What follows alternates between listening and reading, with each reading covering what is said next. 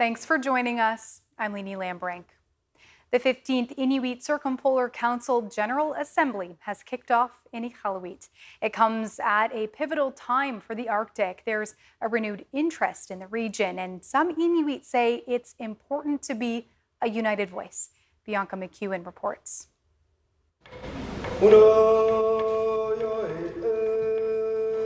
The lighting of the kulik and a song to open the 15th Inuit Circumpolar Council General Assembly in Iqaluit.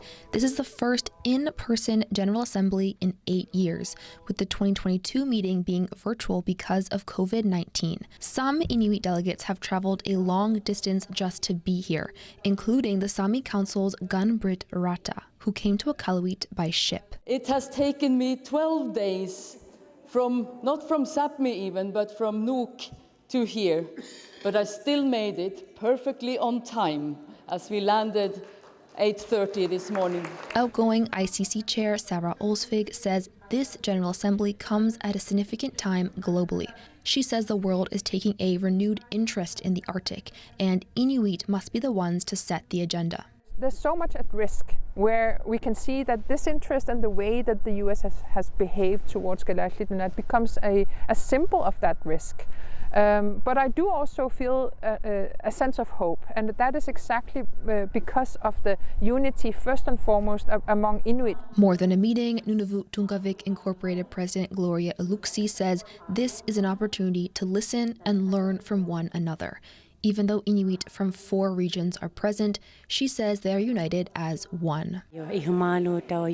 Different people are going to talk about their concerns. Inuit have to be the focus. They have to be able to make their own decisions, have the power to make their own changes. These are what we are going to focus on. Newly elected ICC Canada President Herb Nakimayok echoes the sentiment of unity, and he says it's important to have these meetings face to face. When we come together, this is where all of the transfer of knowledge occurs, all of the stories that come from, sometimes we may not hear on Facebook or other social media forms, but certainly a place for us to gather and demonstrate unity amongst Inuit and bring that out to the world. The General Assembly's first 2 sessions begin tomorrow, focusing on Indigenous rights as well as peace and security. Bianca McEwen, CBC News, Iqaluit. It's day 2 of the Premier's meeting in Charlottetown. Topics like healthcare, national unity, and public safety were on the agenda for discussion. But as Kate McKenna reports, trade tensions with the U.S. were still top of mind. Canada's premiers say they're united in the face of a fresh wave of tariff threats from U.S. President Donald Trump. Today they say they spoke about how to make the economy stronger, to make it more resilient, regardless of what happens south of the border. We met at a time when Canadians are looking to their governments for leadership. And as the recent announcement of new U.S. tariffs has shown, we're living in a time when uncertainty is the new norm. Premiers say they talked about improving healthcare, national unity, economic growth, workers, and Arctic sovereignty and security. On this second day of meetings, they worked to wrestle the agenda to talk about domestic issues other than trade. But in a joint communique, they say they want to keep being updated by the federal government as trade talks progress. Meanwhile, some premiers disagreed on how the federal government should proceed. Ontario's manufacturing sector could be hit hard by new tariffs. The premier is calling for Canada to punch back with dollar-for-dollar tariffs, and he says he wants other leaders to be more vocal. We need a Team Canada approach led by the Prime Minister, and if he doesn't want to lead it with the other premiers, then I can't do it alone. I feel some days that I'm standing alone protecting Canada, and I need everyone else to get on side. The premiers will meet with the Prime Minister tomorrow, where tariffs will once again be on the agenda.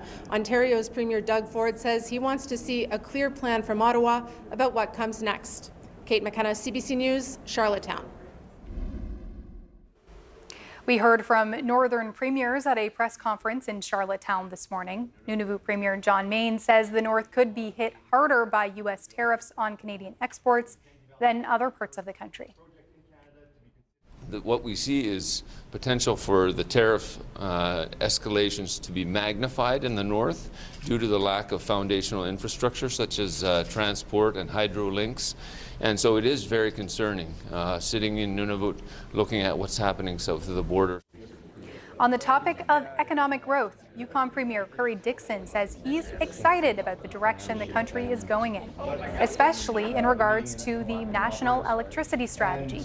It was released last May and it promises to double Canada's electricity supply by 2050.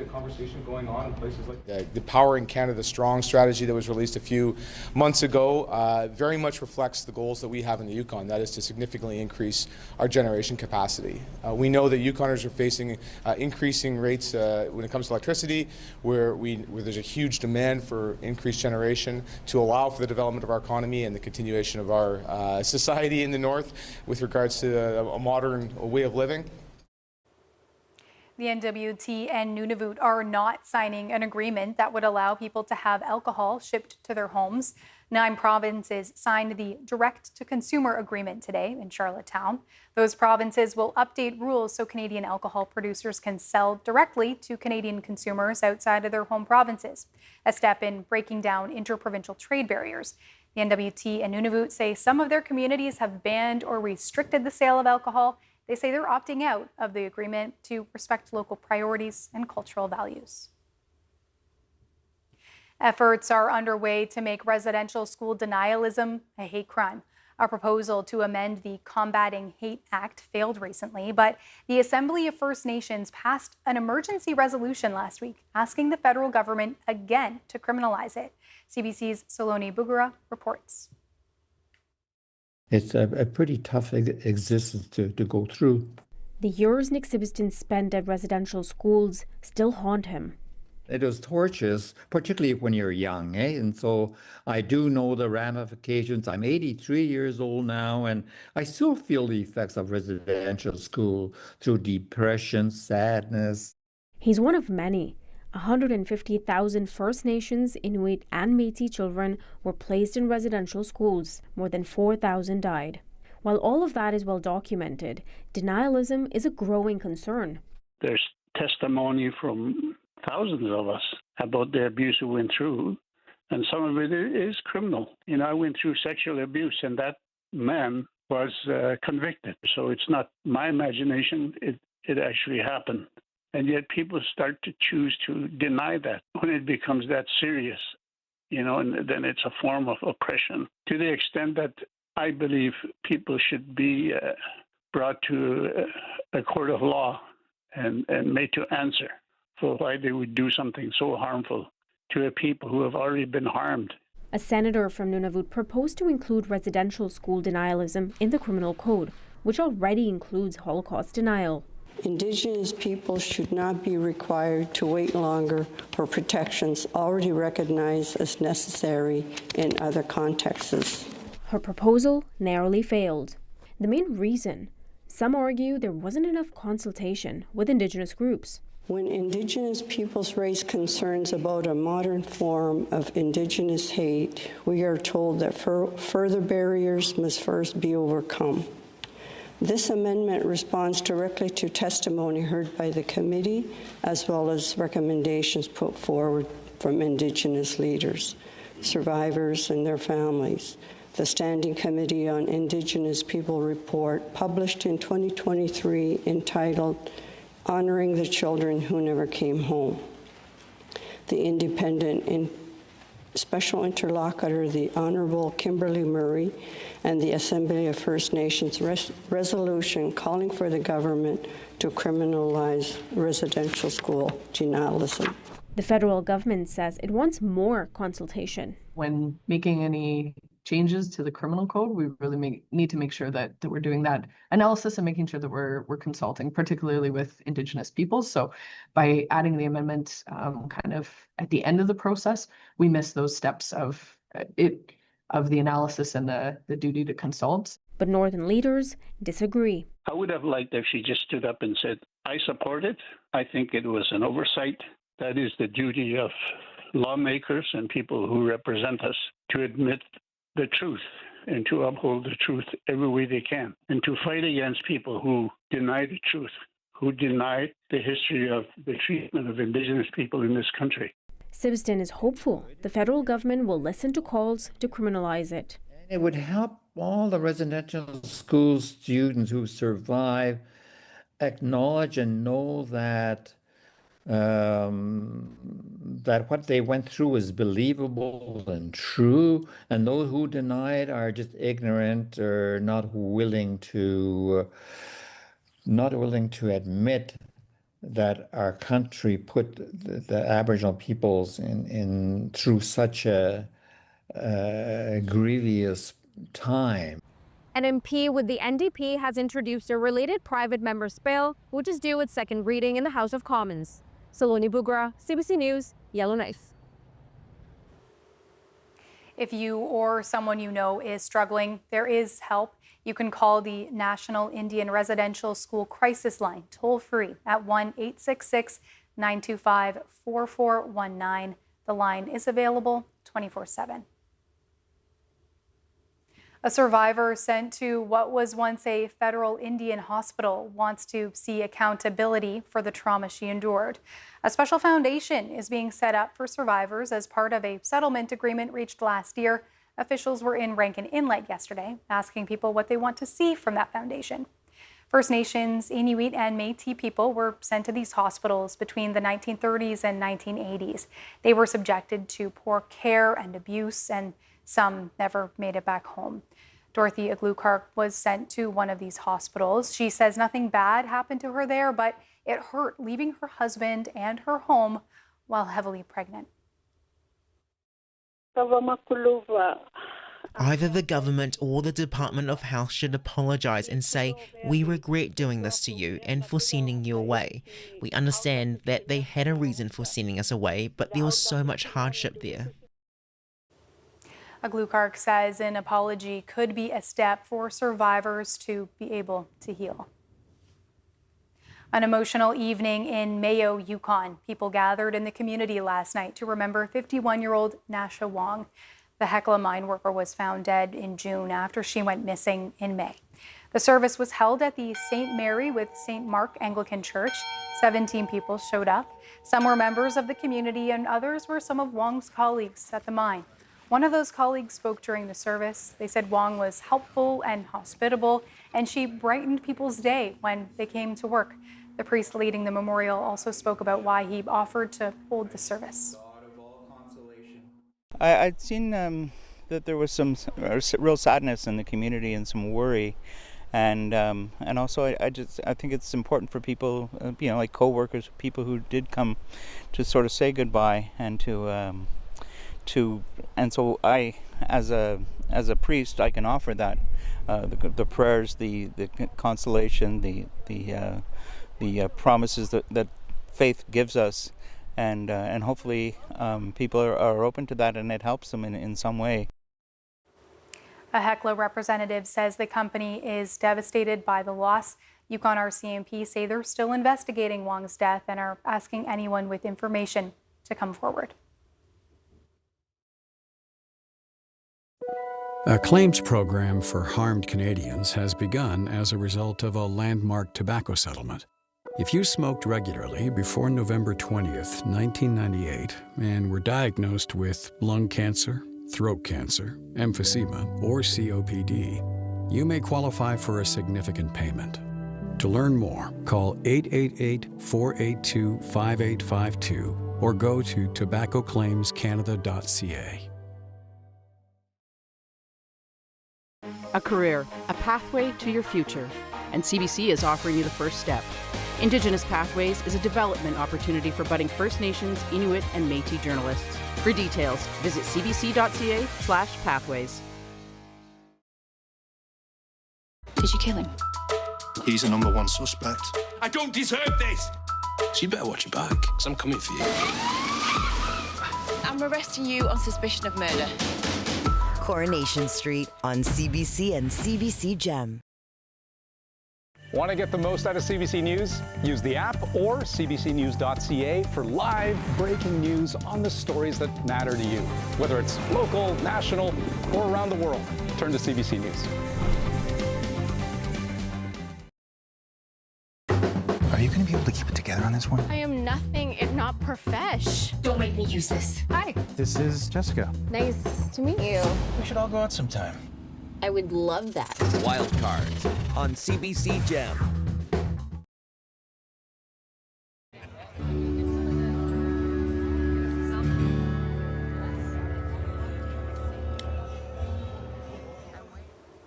The Carcross Tagish First Nation in the Yukon is hosting its annual Tlingit Language Camp this week. More than a dozen people are gathered at Skookies Camp in Carcross to learn the language. They'll spend the next few days speaking together, sharing stories, and hearing how Tlingit sounds. The CBC's Virginia Ann has the story. So like hut is me, so it's kind of like a hut is at the back of your throat a bit. You kind of hear that gravelly noise, like hut yakke. So I'm good. This participant says there are so many sounds in Tlingit that aren't necessarily in the English language that building an entire new muscle memory in the mouth Yeah, definitely still working on it. is one of the hardest part of learning the language. Provost family is from Carcross, but she now lives in Alberta. She drove all the way to spend the week here at the camp just to hear the language. She says that's the best way to learn. There's always that fear of not wanting to speak because you're going to say something wrong or not say it the right way, just to try and put those words and sentences together and just go for it.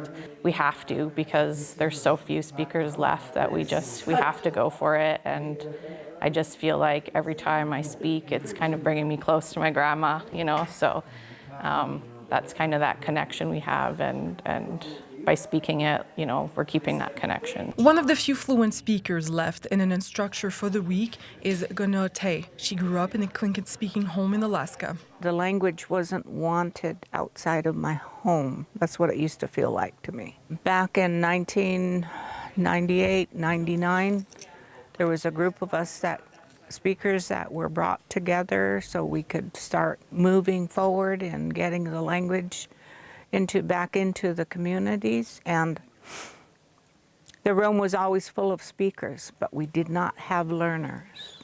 Not as much learners as we would have liked. There was few.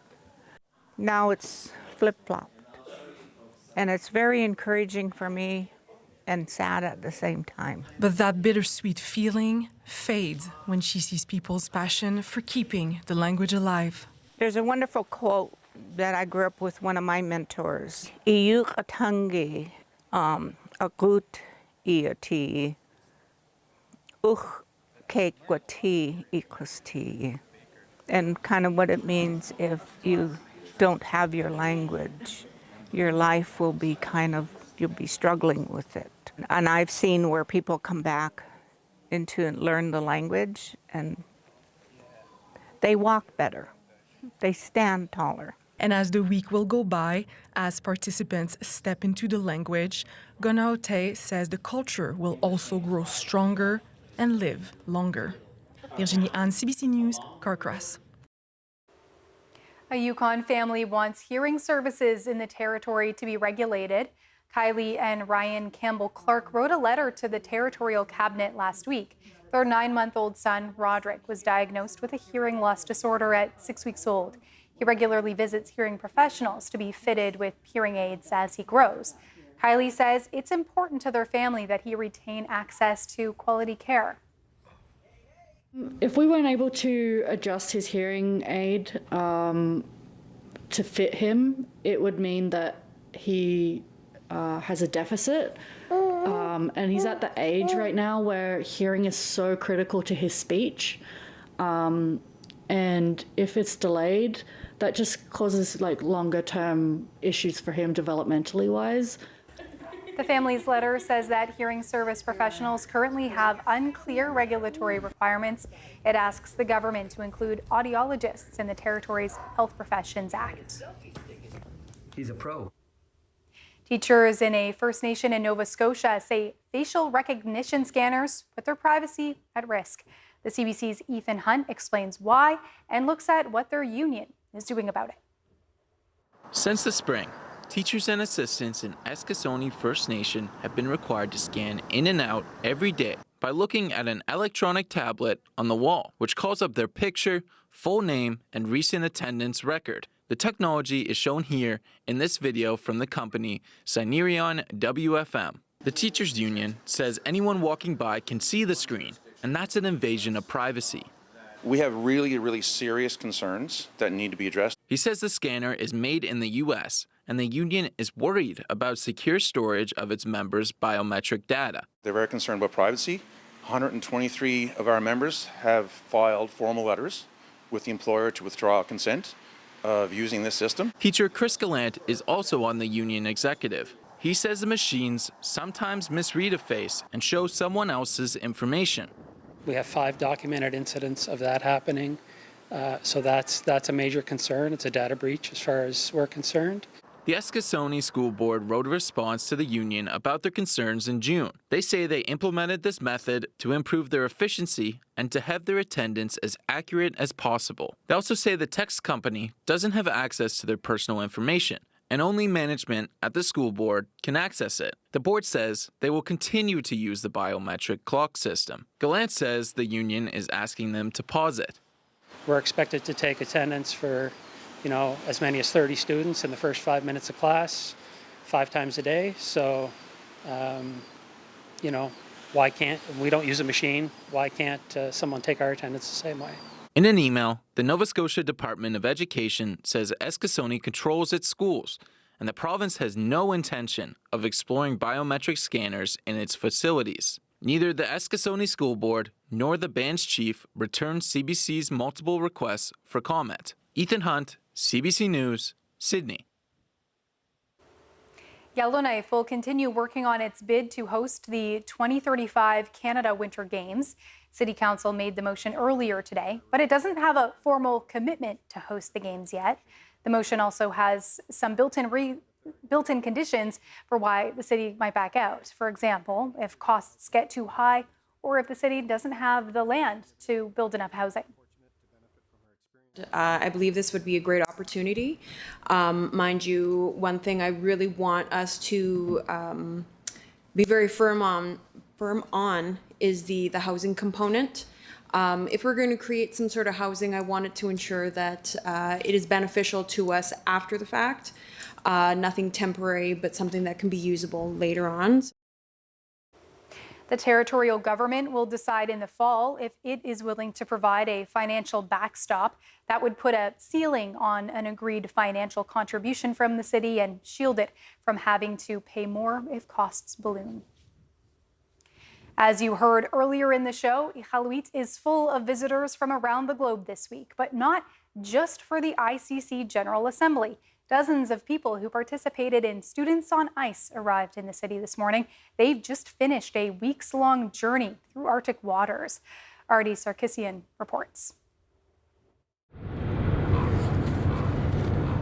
55 youth from across the north and beyond descended on Iqaluit Wednesday morning. The group just finished an over 2-week-long Arctic expedition as part of Students on Ice. For the past 26 years, the program has been bringing students from across the world, taking them on trips to Arctic and Antarctic. For Nunavut's Clifford Summertook, this was a chance to make some international friends. It's easy to forget that there's other people within the Arctic that face the same issues, that may have different solutions, better solutions to issues that we are facing here in Iqaluit, here in Nunavut, or here in Canada in general. The trip started July 7th in Ottawa. The students flew to Nuuk and started their boat trip down the south coast of Greenland and crossed the Davis Strait. It's a bit of a bumpy ride, a couple days at sea, so the youth definitely got their sea legs, or tried. There are some high-profile figures among the 35 educators on the ship, including Nunavut Senator Nancy Karatak Lindell. She hopes this program will bring the new generation of Arctic leaders. We always need allies because we're so few in the north that we always need people advocating for us because our voice is small. Former Federal Environment Minister Stephen Guilbeault was also one of the educators. Guilbeault resigned from cabinet and is set to leave his seat in the House of Commons by the end of August in opposition to Prime Minister Mark Carney's climate policies. Despite that, He says his past and environmental policies is still of importance to students. Many of them came to me because they are interested in politics. Some of them are already involved in local politics, for example, and they wanted to have a conversation about that and some advice and input from me. After a day of exploring Nunavut's capital, the students are set to head home. And tonight, the new cohort of students are set to board this ship to once again roam Greenland's waters. Artie Sarkisian, CBC News, Iqaluit.